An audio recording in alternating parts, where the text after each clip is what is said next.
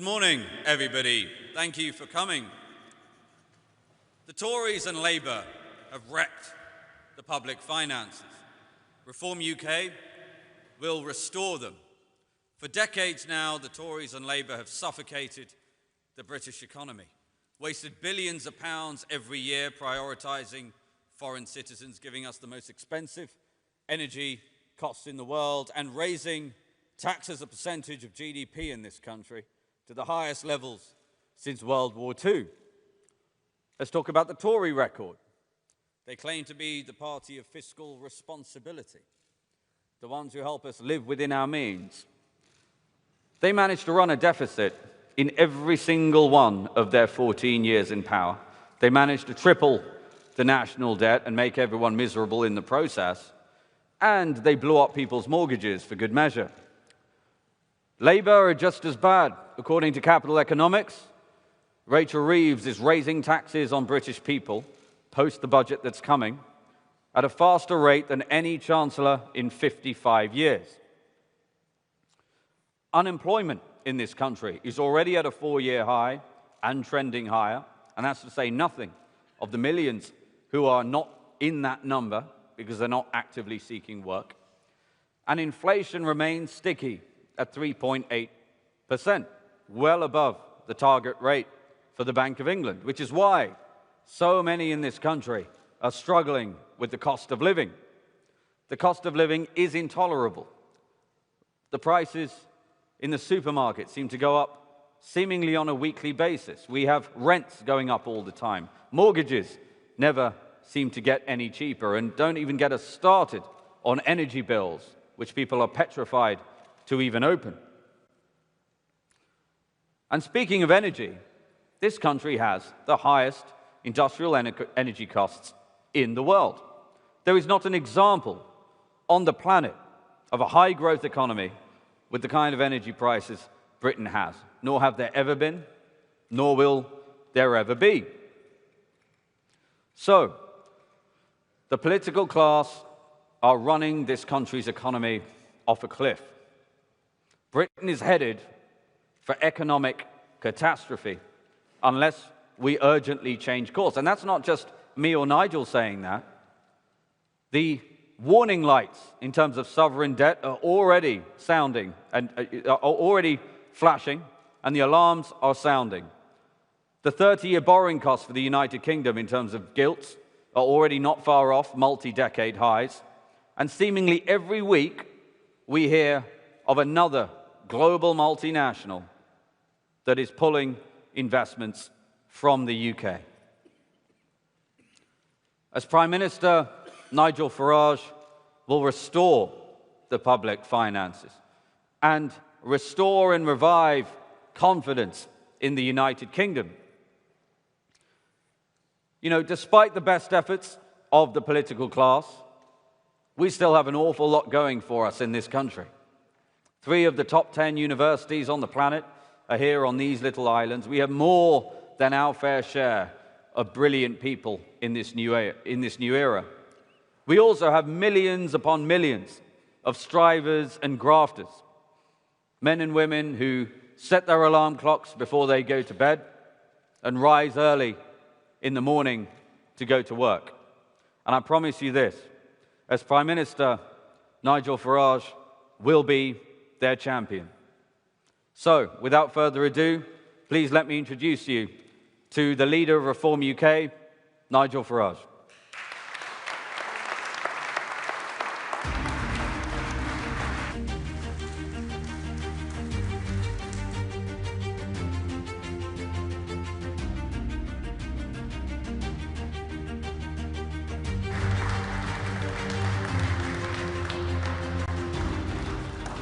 Thank you very much. Thank you. Zia, thank you, and good morning, everybody. Another depressing budget hoves into view, another tax-raising budget, another budget that doesn't have the courage, the guts to cut public spending, and I think the level of pessimism amongst businesses, amongst savers, amongst those that have assets of any kind has not been lower in modern times. I think for some years we've actually been living under an illusion We've not been prepared to face up to just how much of an economic mess we're genuinely in. As we slip down the global league tables, we kid ourselves. Well, it's okay. We've got GDP growth. But there wouldn't have been any GDP growth over the course of the last few years if it wasn't for mass migration on a scale hitherto never even contemplated, and of course, excess government borrowing. That is all that has kept GDP figures up. And indeed, I think we can argue very strongly that on an individual basis, mass migration has made the average Briton poorer. You take a year like 2024, a record level of people coming into the country, and GDP per capita falling. And of course, the productivity problem, well, there's nothing new there. We've been suffering from poor productivity going back for the best part of 20 years. We convinced ourselves that by importing masses of cheap, unskilled foreign labor, that somehow that would be good for our economy. Well, it was good for the wage bills of big companies in the short term, but catastrophic when it came to training and education for our own workforce. And when it comes to the public sector, who still seem to be hooked on the idea that working from home somehow is good for productivity, well, we see the disastrous results, and this is something that Danny Kruger, on our behalf, has started work on already. But the one subject we really don't discuss, at least the Conservative and Labour parties don't discuss, is the level of national debt. In fact, even last week, the leader of the Conservative Party was saying, in office, we cut the deficit for 14 years. Well, cutting the deficit is a very different thing to cutting debt when you're still running borrowing certainly at peacetime levels, unlike anything ever seen before. They may try to wash their hands and run away from it, but our national debt increased by over 2.5 times during those 14 years. And now it's accelerating. Now it's accelerating in the most extraordinary way. The OBR predictions for the year going back just before the general election was that we'd borrow 77 billion in the year. That estimate is now 130 billion and rising with each and every month. Our debt has risen faster than any other comparable Western country. In fact, in the last 20 years, our debt-GDP ratio is up by nearly 60%. We are doing worse on debt than any of our competitors, and that includes Eurozone countries who are in other deep, deep trouble. Our debt repayments are over 100 billion a year. They're over the level of our defense budget, and the markets are getting nervy. We've seen this with 10 and 30-year gilt yields. In fact, I think my own view is that in 2 budgets' time, the markets will actually force the Chancellor into what will be a genuine austerity budget, at which point the left in the Labour Party won't buy it, and it's why I still stand by my prediction that there will be a general election caused by economic collapse that will happen in 2027. And just look at the pace, the rapid pace that we continue to deindustrialize. It's all going. Chemicals, refining, cement, heavy engineering, steel. We're losing literally all of it. Cars, and China, the beneficiary in almost every single sector. Why? Because for ideological reasons, we have chosen to have the most expensive industrial energy prices in the world. As for benefits, well, the bill this year has ballooned to over 300 billion. That is more than the cost of the National Health Service and defense added up together. So things aren't happening, and work isn't even paying. Our million lowest paid workers would all be better off if they claimed to have mild anxiety. That is the level of mess we're in. One of my own great frustrations is that Brexit has been squandered. The opportunity to sensibly deregulate, the opportunity to become competitive globally, all of that has been squandered. And the worst thing is that regulations and the way regulators behave with British business is now worse than it was at the time of the Brexit referendum vote, and I apply that with knowledge from everything through the financial services industry to the fishing industry. Now, we believe that the fundamental problem behind so much of this, and yes, of course, there are global trends, yes, of course, these things are factors, but that there is a fundamental problem at the heart of the way this country is run. It's the people that are actually doing it. We're run by a group of human rights lawyers, not entrepreneurs. Virtually nobody on the front bench has ever taken a risk, ever borrowed money, ever set up a business, ever had to meet that monthly or weekly, depending what you do, payroll. There is no understanding at all. The disconnect between the conversations in Westminster and, frankly, in much of the media too, and what is happening in the real economy is a gaping chasm. Well, I have to tell you, it's even worse when you think about who runs the departments. Oh, let's put a minister in charge of railways, shall we? They can oversee HS2. They've never worked in railways. They've no knowledge of railways. They haven't got a clue what they're doing. And yet, we managed to have 18 rail ministers in the space of 14 years. And this applies in department after department. People whose only qualification is to be a member of Parliament. As if that's enough. As if that's enough to give a lead, to give a guide over all the things that really matter in our life. Now, if we had a Parliament made up of more experienced people from a broader range of life, that may be okay. But the current convention that both parties stick with just simply doesn't work. In fact, frankly, you think about it, it really is a farce, isn't it? You're put in charge of a big department, and then after 14 months, when you've just about got your feet under the table, Keir Starmer, or whoever else it might be, decides to reshuffle you. And so my promise is that reform will not just think differently, but reform will do differently. We will sweep away these outdated conventions.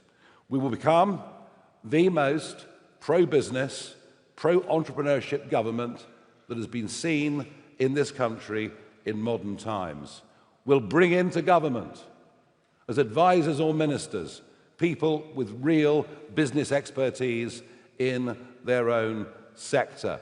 And we will signal what we hope and believe and what we know we need to be a change of attitude in this country. A change of attitude towards hard work.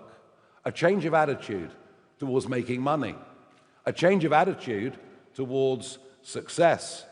And I would like to think this would begin in our schools, that we'd have more national champions, that we'd take people who'd come from nothing and become successes and make them heroes, make them role models for younger people to follow.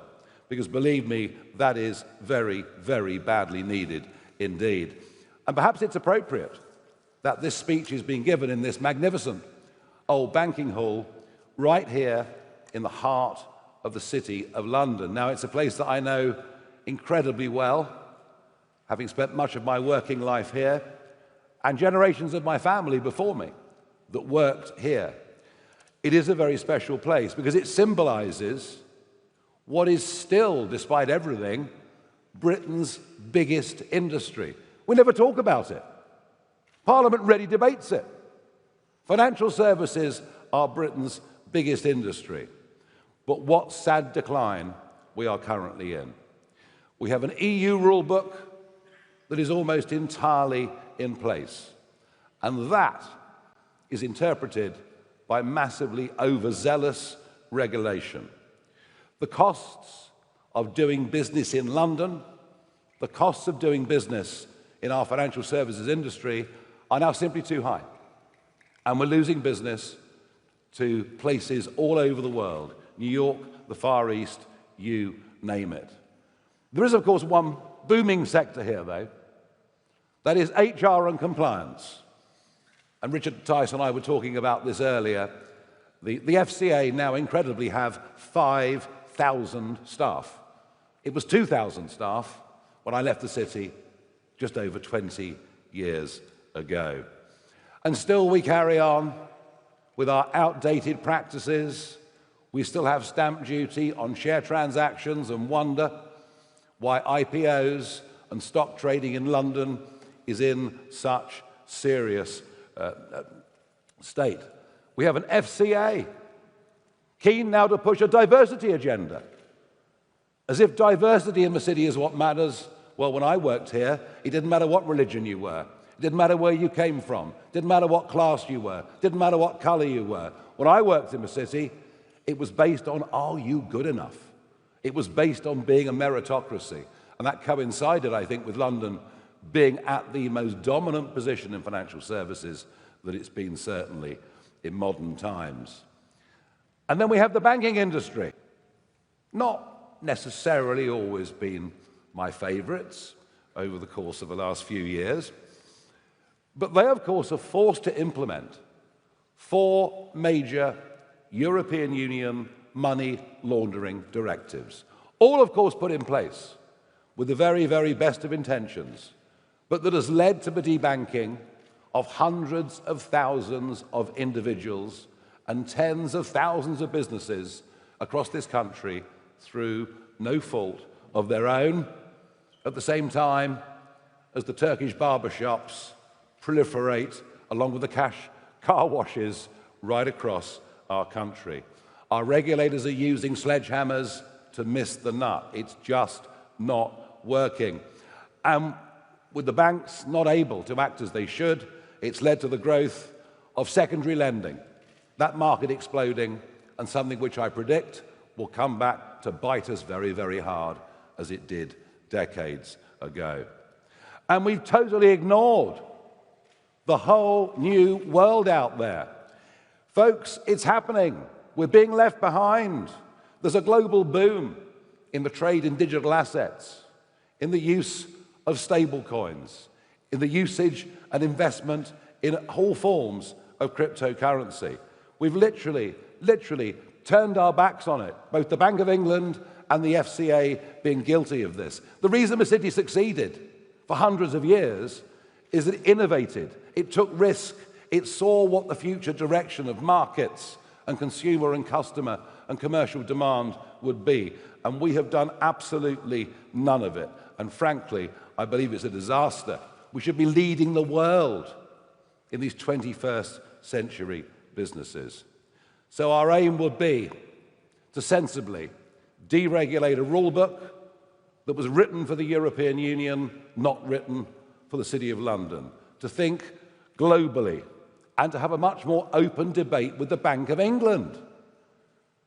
It seems that Parliament thinks, oh, the Bank of England have got independence. Well, they've got independence over monetary policy. They don't have independence over fiscal policy. And it was Richard Tice that pointed out 18 months ago the vast sums of money unnecessarily being paid in interest to banks. And now we've moved to quantitative tightening.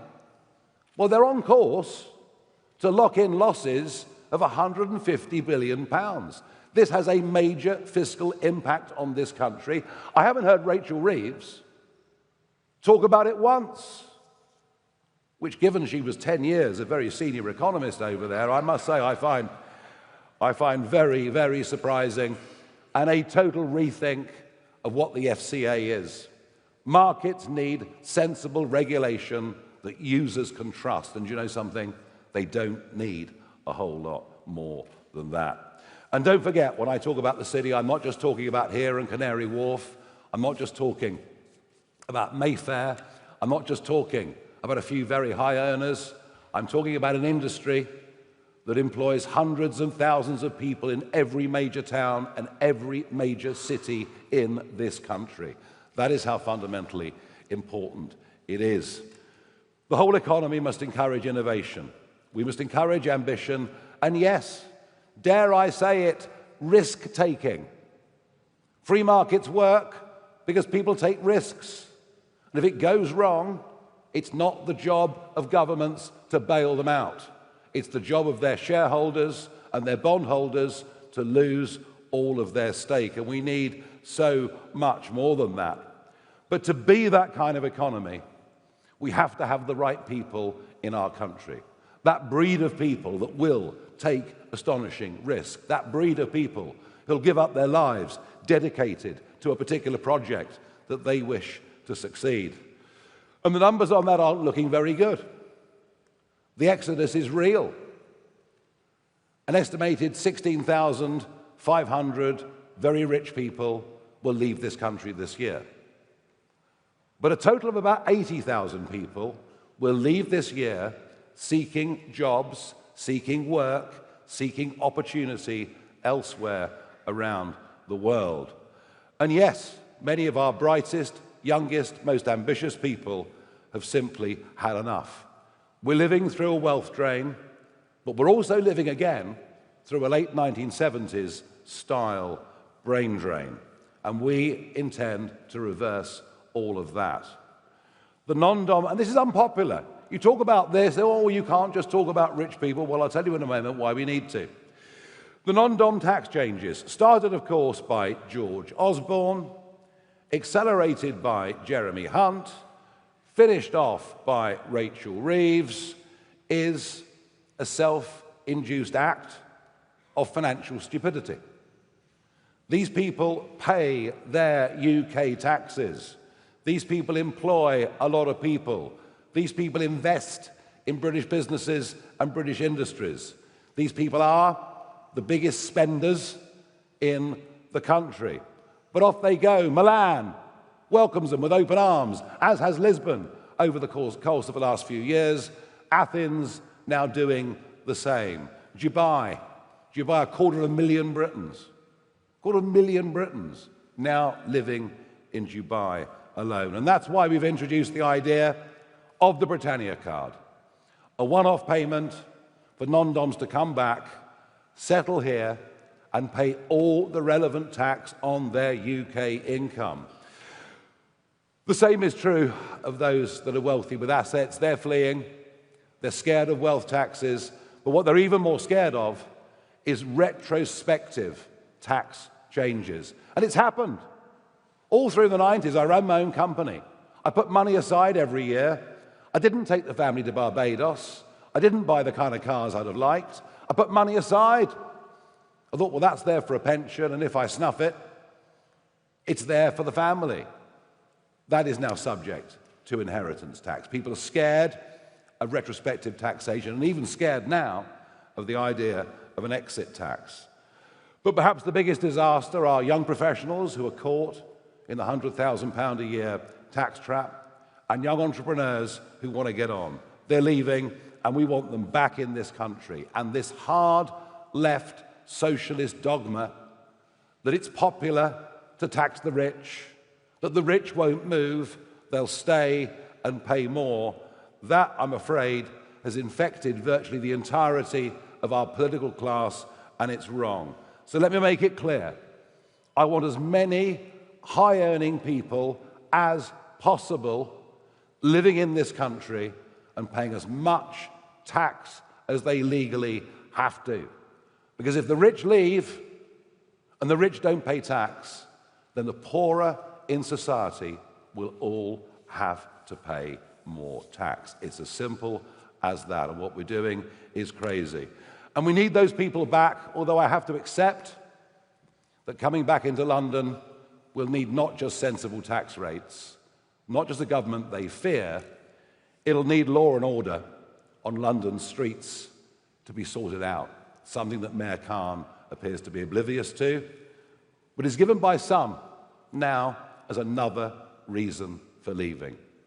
London, the capital city of Britain, in which you're too scared to wear a watch walking down the street. Right at the heart of what we intend to do to reindustrialize Britain, using the fact we have rather greater knowledge, and we're not stuck to dogma in a way the other parties were, has to be to deal with the energy industry.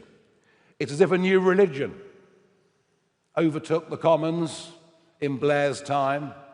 It was reinforced by Call Me Dave, Vote Blue, Go Green. We then saw Theresa May put net zero into law without even having a vote on the floor of the House of Commons. It wasn't needed because everybody agreed. And now, of course, we have Ed Miliband, whose fanaticism has taken things to a whole new level. Well, he's in competition with Boris, who wanted us to be the Saudi Arabia of wind. Somehow they all seem to think they're saving the planet. The truth is, what they're actually doing is they are exporting carbon dioxide emissions to manufacturers in companies that operate under lower environmental standards. And just look what it's done to the price. And you'll hear evasion after evasion about the genuine cost of renewable, intermittent, unreliable, renewable energy.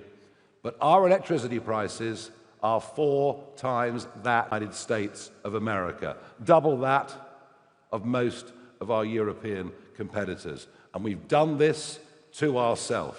It is complete and utter madness. You can have as much solar and as much wind as you want. But frankly, the grid that we have, without spending £2 to £3 trillion updating it, cannot cope with that intermittent energy, which is why we now pay wind turbines to turn off when there is too much wind. The lunatic cost of net zero is continuing deindustrialization. 3 or 4 more years of this, there'll be very little manufacturing left in Britain at all, believe me. And when you think about it, it's really quite mad, isn't it? Because we're not just seeing the closure of our refineries and everybody else, who, for many cases, energy contributes 40% of their overall bill. But we're even conning ourselves now. The Prime Minister talks about AI. We're going to be an AI centre. Oh, no, we're not. Because the new energies, the new industries, use more energy than the old, heavy manufacturing industries. If we want to be involved with data centres, with crypto, we're going to need to use more energy than we've ever done before. And even with this massive amount of expenditure that we've put through subsidy and much else into wind, for example, there were days in January this year when we were importing 25% of our energy, and it was coming from Norway, across the other side of the North Sea, and it was coming from Belgium and from Holland. At some point on the current course, energy won't just be expensive, but the lights actually will go out. So we will scrap all net zero subsidies. We will bring down the cost of energy. We will get rid of the insane North Sea taxes put on by Jeremy Hunt and then a bit added on the top by Rachel Reeves. Let's get the North Sea operating. Let's have a look at some of the new onshore gas fields that have been found in this country. That will produce tens of thousands of well-paid jobs. And we've given notice already to the renewables industry that the current insane AR7 round of wind auctions, where it would appear that Ed Miliband is happy to lock in for the next 20 years prices that are 30, maybe 40 or 50% higher than the current already exorbitant price. We've given notice to those companies that if we're in government, we will scrap those contracts. Longer term, we believe as a party in nuclear energy, but not the way the current non-businessmen and women in government and our administrations administer it. Just have a look at Sizewell, have a look at Hinkley Point, have a look at ballooning cost, have a look at time delay, and look to South Korea.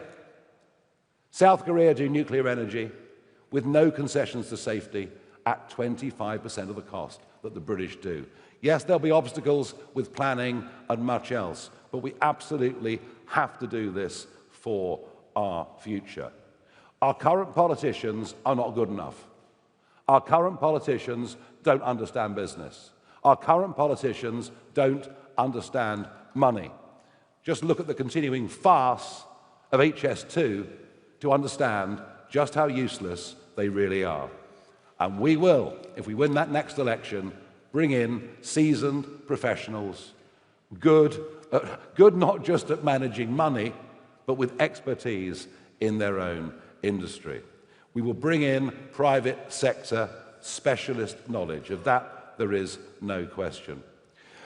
And generally on business, and I saw this in Brussels, and I'm seeing this too in Westminster, that government only listens to big business. It only listens, in fact, in most cases, to multinationals that aren't really British companies at all. They're the ones that have the ear of business. I guess they're the ones that provide the tickets for Wimbledon, the dinners, and all the rest of it. There is a huge ignored sector in this country, a sector who are the genuine engine for growth in the UK economy, a sector we cannot do without if we're to turn round the current dismal state of the British economy. They are rarely talked about. They are ignored, but they are put upon. Just think of the 30% increase that Mr. Hunt brought in for corporation tax, stifling reinvestment. Just think of this government saying their annual returns now must be quarterly returns with added bureaucracy and added costs. Yet the completely forgotten part of the British economy are the 5.6 million men and women that run small businesses, act as directors, or organize their lives as sole traders. They feel unwanted in almost every single way, and yet they're really important. 60% of employment in the private sector is provided by those 5.6 million small companies. They've been hammered by national insurance rules over the course of the last year, especially those working in hospitality and sectors such as that.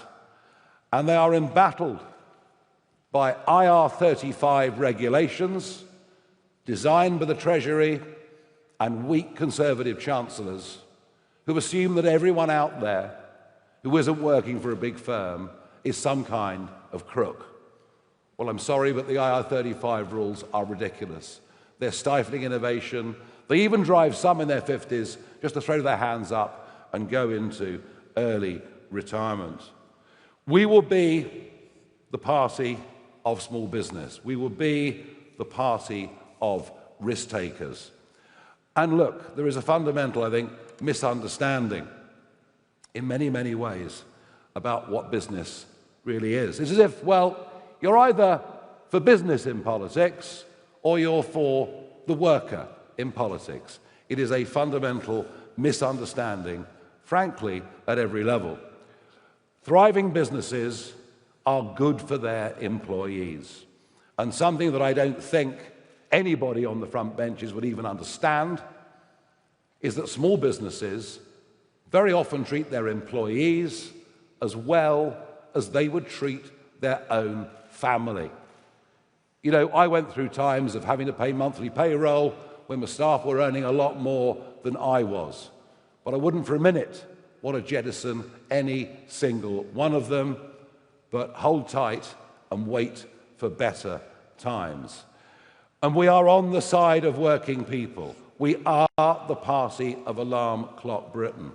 And we want people who are out there working to be genuinely better off working than they are on a whole range of benefits. And it's perhaps on benefits as much as anything else that I was keen to do this speech today. There seem to have been several misunderstandings as to where reform stands on benefits, as if we are the party that will throw around the money like confetti, based, I think, around my comments on the two-child cap. and removing it.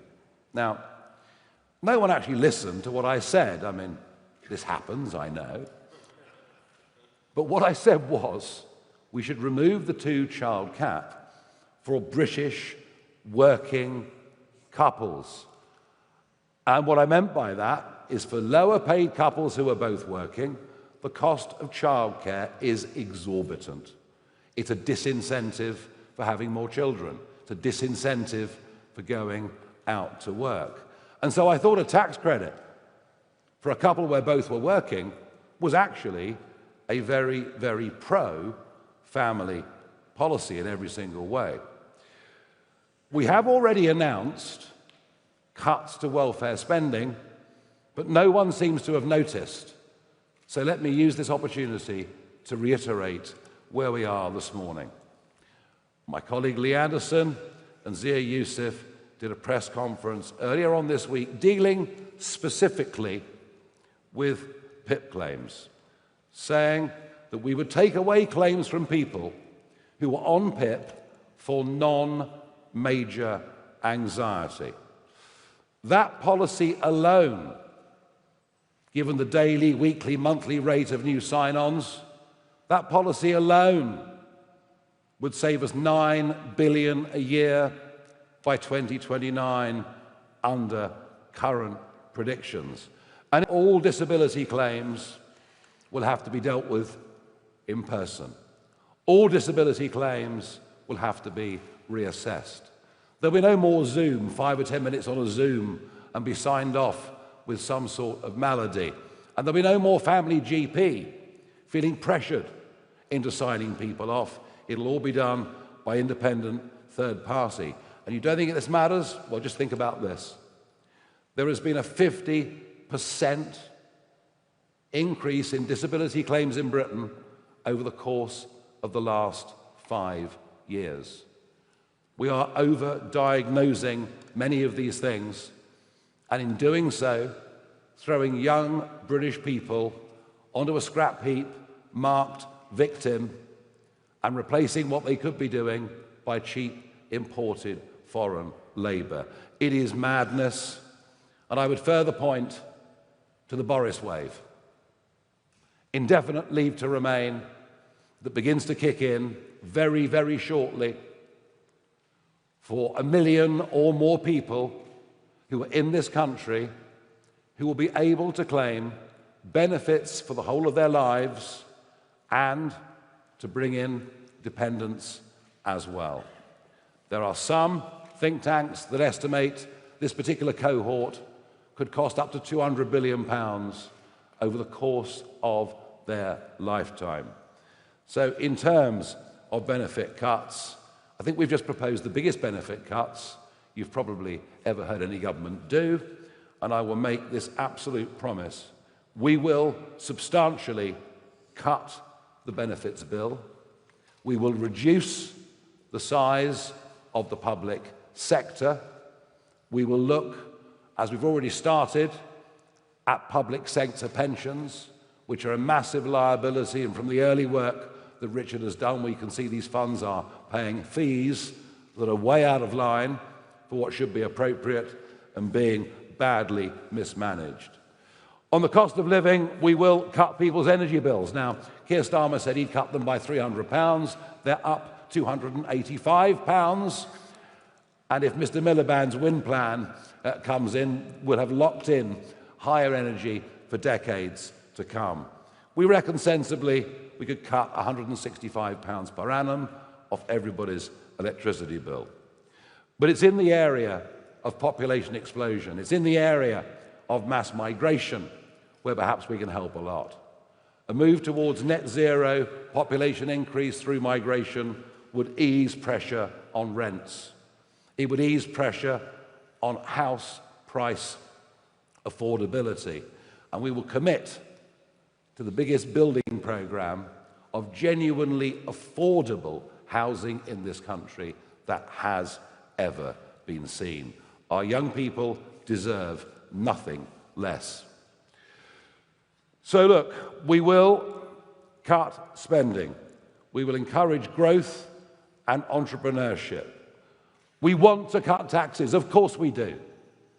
But we understand substantial tax cuts, given the dire state of debt and our finances, are not realistic at this current moment in time.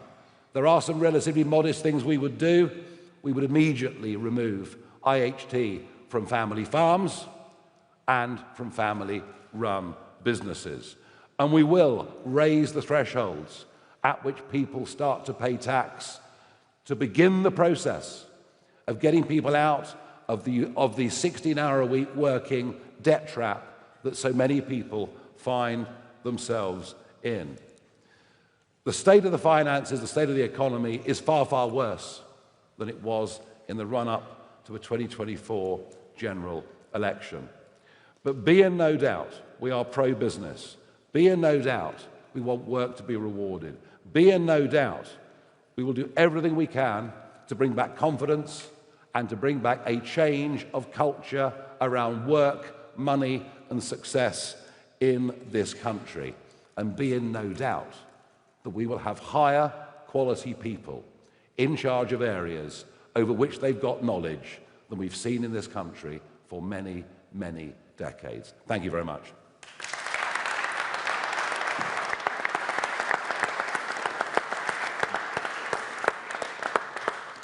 Okay, I'm going to take a few questions. The first one is Harry Farley from the BBC. Thank you, Mr. Farage. Harry Farley from the BBC. A matter of months ago, you were talking about tax cuts worth billions of pounds. Now you say tax cuts at the moment are not realistic. How can people trust you when, just like the other political parties you criticise, you promise something before an election and then reverse it when it looks like it's difficult? I didn't say we couldn't afford tax cuts. I said we couldn't afford huge tax cuts. And I mentioned a couple of tax cuts right at the end that I think are vital to be put in place very, very early. You talk about responsible. Well, look, we haven't wrecked the economy. You know, we're not the ones with projected government borrowing that double what it was before the last general election, with unemployment at a 4-year high, with inflation pushing 4%, and with, frankly, yet another tax-raising budget around the corner that'll further dampen growth. So I would say this to you: we are being mature, we are being sensible, and we are not over-promising. But for us not to take account of the dire state of our public finances, that I think would be irresponsible. Do we want to have a smaller state? Yes. Are we going to cut the benefits bill? Yes. Will the civil service be smaller? Yes. Will we get a grip on public sector pensions? Yes. But we can't have massive tax cuts until the markets can see we've at least got these things in hand. Next is Joel Hills from ITV News.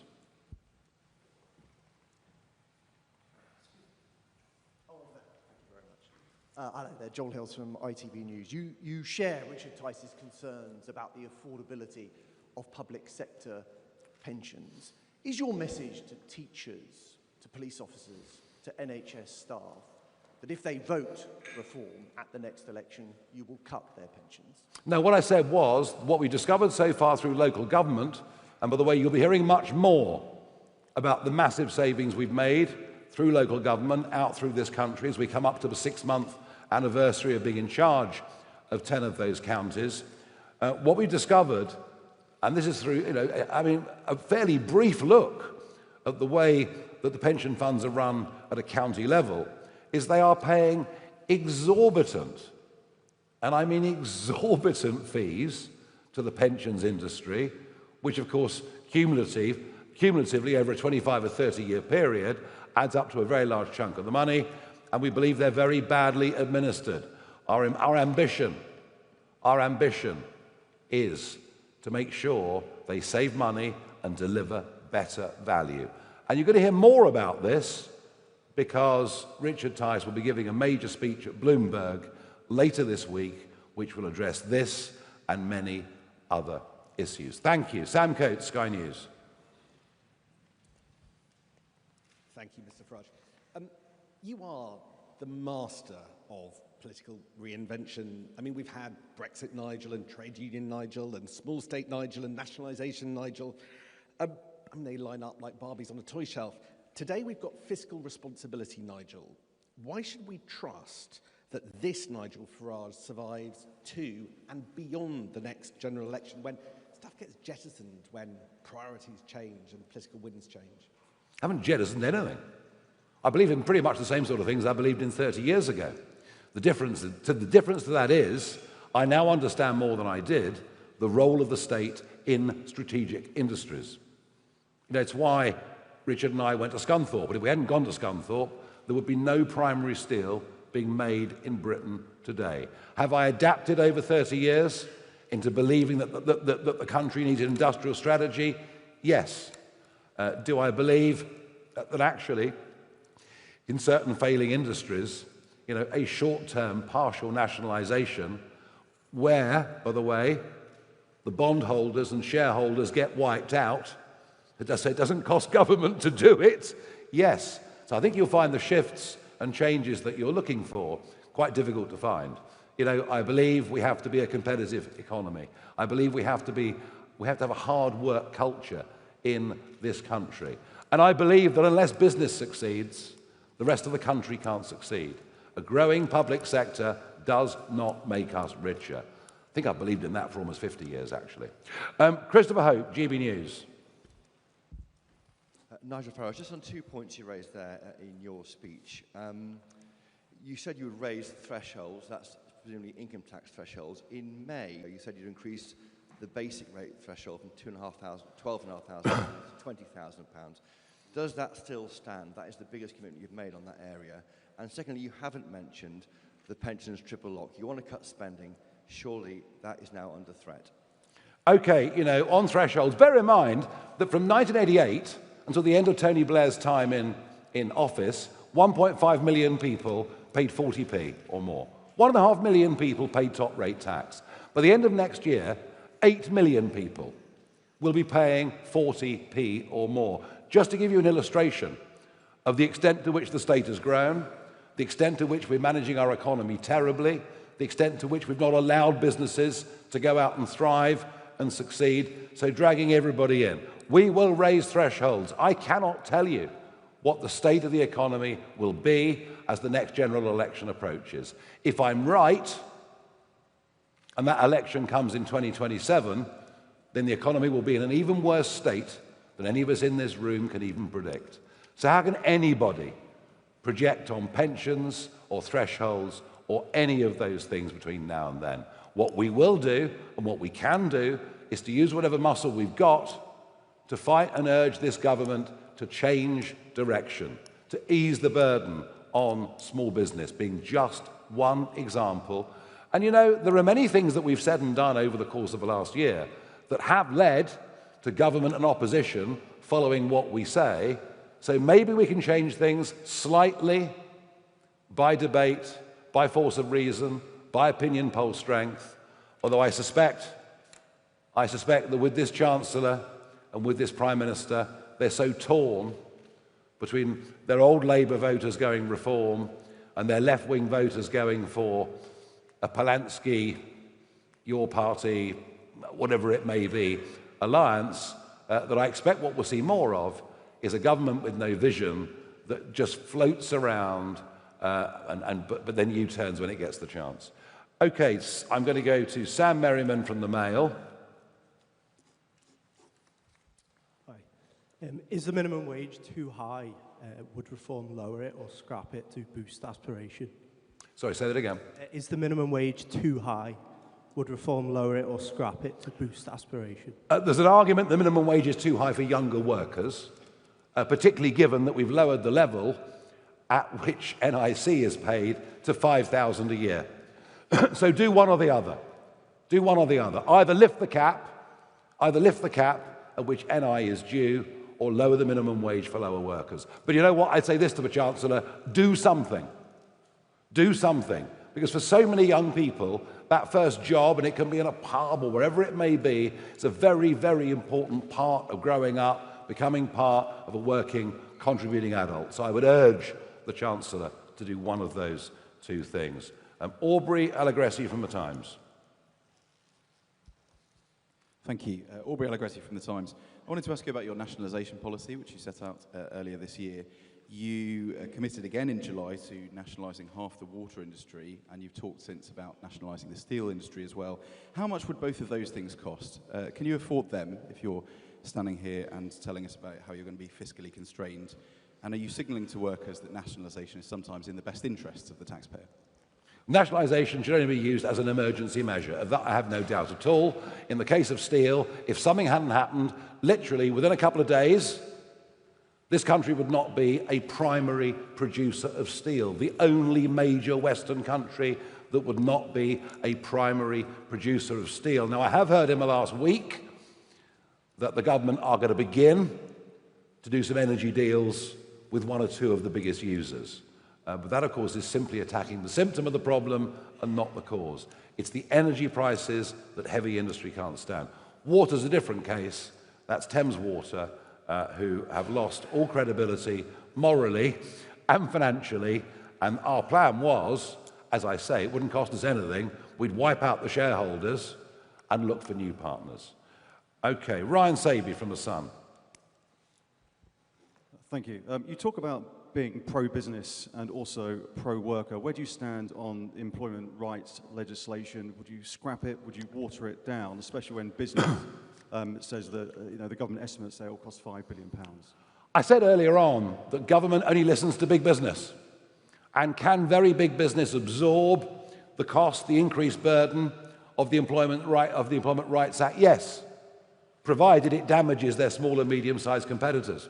And that's the point. The more you regulate, yes, it'll cost big businesses, but if it bankrupts their competitors, that's great as far as they're concerned. But not as far as the economy is concerned, not as far as choice is concerned, not as far as innovation is concerned. So look, the idea that the employment rights legislation should apply to a company with 3 employees, you have to start asking yourself a question. Who's that good for? Well, it's not good for the company, and it's certainly not good for the worker. And it's why I repeat what I said earlier. This is the most ignored part of the British economy. Those little firms that I'm talking about provide 60% of the jobs in the private sector. It's about time they had a voice in the public domain, and the employment rights legislation will damage them and their employees. And my final question, because I'm not doing hundreds today, I mean, normally I do 25 or whatever, and we have got more press conferences coming, but to show you the sheer levels of balance that we apply here, let's go to Pippa from The Guardian. Thanks, Mr. Farage. I'll ask the other 25 questions for them, if you like. Can I ask who in mind you have to be Chancellor? Will it be Richard Tice, Zia Youssef, or somebody else entirely? Can I quickly also ask, do you still support PR? You were a big advocate of it for many years, but have seemed to have gone rather quiet on it now. The first past the post looks like it favours you. And to end the questions where we started, are you just doing what you accuse the other parties of, breaking promises in order to join the political mainstream? I'm really interested in that balance that you have to strike between retaining the benefits of insurgency while trying to make yourself look credible on the economy. Thank you. Well, look, I mean, aspiration, all I ever said was that raising the tax, I want the tax threshold to go to £20,000. I think it's vital for this country we get it there. It's vital that with benefits and getting people back to work, we have incentives. I think that's really, really important. As well as toughening of the rules, it needs the carrot and stick approach. So they were only ever aspirations. And I think what you're seeing today is us being realistic about the state of the economy. Now, look, when it comes to who's the Chancellor going to be, who's the Home Secretary going to be, and all the rest of it, this is a work in progress. Over the course of the summer, Danny Kruger joined us. He's taken on a very specific area for us. Colin Sutton joined us, most famous living cop in Britain. He's taken on a very specific area for us. Vanessa Freight joined us, the toughest living prison governor in the country. She's taken on a very special purpose area for us. And there'll be more announcements in the next couple of weeks of people with expertise. No speculation about defections here. There'll be more expertise coming over the course of the next few weeks. And what I've tried to do really hard this year is to get away from this idea, this criticism, that somehow it's a one-man band. It's not a one-man band. There's a broadening team. They're sitting there in front of you. on the front row, from David Bull to Lee Anderson to Richard Tice to Danny Kruger, and indeed Zia Yusuf as well. And there are others, and there'll be more. And as time goes on, there'll be more and more. And as we develop and build that team, we'll start to give people labels. Right now, we're not ready. But I would hope to think that with all the press conferences that we've done, the speeches we've done over the course of the last few months, that you can see that we are developing thinking, we're developing messaging in a very, very wide range of areas. The next big speech we're doing is it you, Richard? That's Bloomberg on the 5th. Bloomberg speech from Richard Tice on the 5th. Thank you very much indeed.